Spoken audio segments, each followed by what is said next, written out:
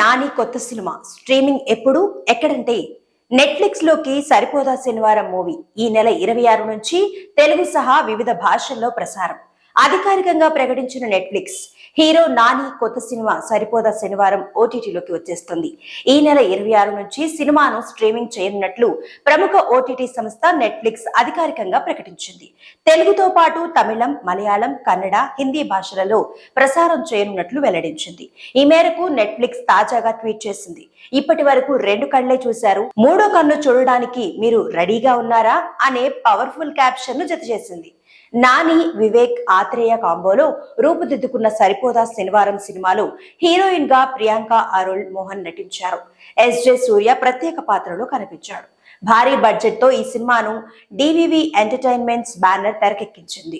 గత నెలాఖరున ఆగస్టు 29న థియేటర్లలో విడుదలైన సరిపోదా శనివారం భారీ వసూళ్లను రాబట్టింది. కేవలం 10 రోజుల్లోనే 100 కోట్లు వసూలు చేసి రికార్డులు సృష్టించింది. తాజాగా ఈ సినిమా ఓటీటీలోకి రానుందని తెలియజేయడంతో నాని అభిమానులు సంతోషం వ్యక్తం చేస్తున్నారు.